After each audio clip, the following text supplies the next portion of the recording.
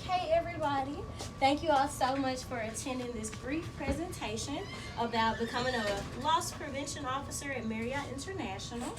My name is Melanie Suggs, and I've done 6 years as a military police officer. I did 1 year and 10 months at Renaissance Dallas as a loss prevention officer, and then I'm now a navigator. But in the time that I was back here, I became a certified lodging officer, and I'm currently pursuing my bachelor's degree at UNT.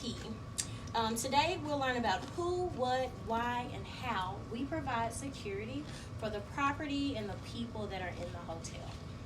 We have a big event coming up on May 16th, the Global Day of Discovery.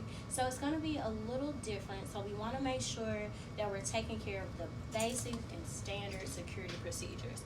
I would love if you all would tell me your name, department, and time and service here, and then we'll get into a video. So we can just start here and then just say your name, department, and your time and service here. So Jasmine, if you can I'm start Jasmine. My department is loss prevention. I've worked here at the Renaissance for 2 years, and I've worked at the Worthington for 1 year. Magnificent. Mr. Job? Or Miss Betty? I'm Betty. Yes, I'm shipping clerk here in the loss prevention department. I've been here for 13 years. 13 years. Now that is amazing. Wonderful. And Taryn?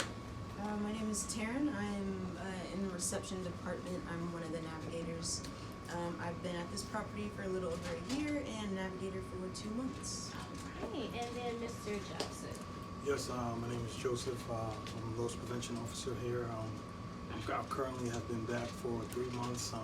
I've worked a total of here 2 years. I left and came back, so this is my second stint here. Well, again, I want to thank you all for being here today.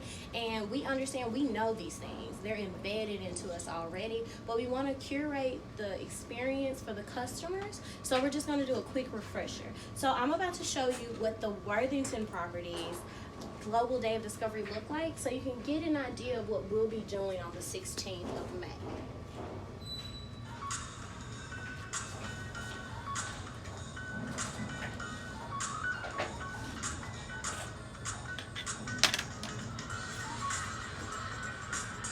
So we mainly want to point out there's going to be a lot of movement that day.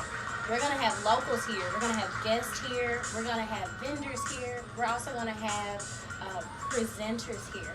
So we're going to be courteous to everybody, but we're going to be careful to make sure that we keep an eye out for anything that will look peculiar or strange. And what we're going to do is give courteous service first to find out if there are any issues.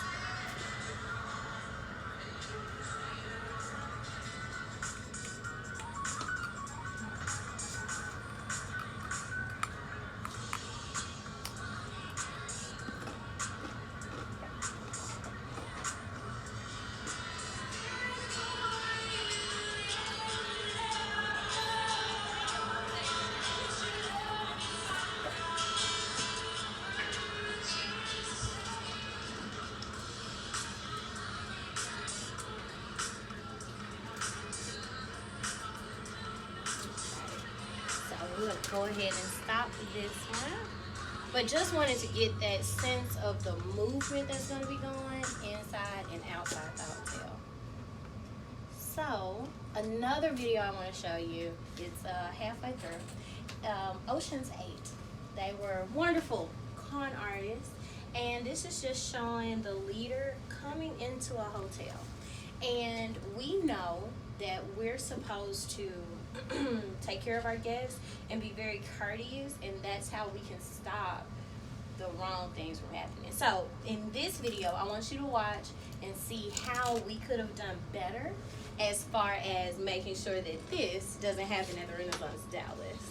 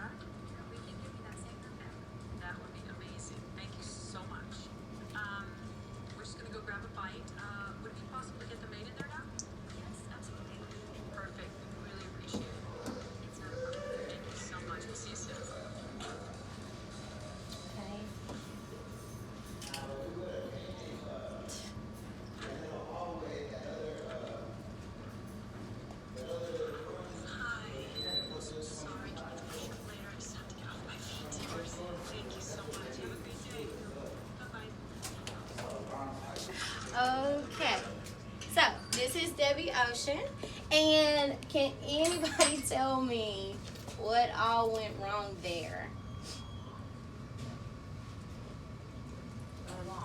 Okay. The front desk agent gave information, spoke probably too loud for people to hear and pick up on information that could be used to, steal somebody's identity. Absolutely. And did anybody see anybody else that could have kind of stopped that transaction?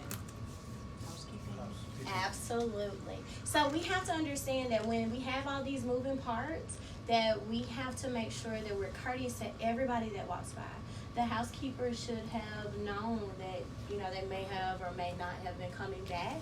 And she should have told her, I'm sorry, ma'am, I can't have you in here just yet because we're not ready. The front desk agent should have asked for her to come back, swing by the front desk on your way back in so I can see your ID and method of payment so we can make sure that your room is ready. So if we do what we're supposed to do at every single act, then we'll never have to worry about our guests not being able to trust us with their information. So what companies do you all trust? Do you have any companies that you trust and believe in?